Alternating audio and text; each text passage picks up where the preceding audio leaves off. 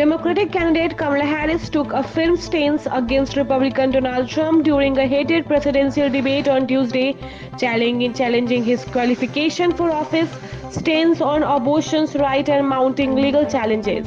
Harris gained edge over Trump following debate latest poll shows.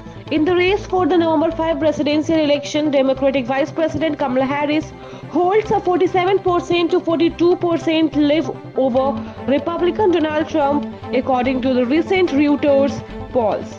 New York's highest court upheld Trump gag order in hush money case. New York's highest court ruled on Thursday to maintain a gag order imposed on Donald Trump regarding his ongoing criminal case tied to hush money payment made to an adult film star. Senior House Republican urges bipartisan discussion as government shutdown looms. The top Republican in the U.S. House of Representatives called for the cross-party negotiation with Democrats on Thursday, as the government faces a looming funding deadline on September 30. Bomb threat prompt evacuations in Springfield amid Trump's immigration comment.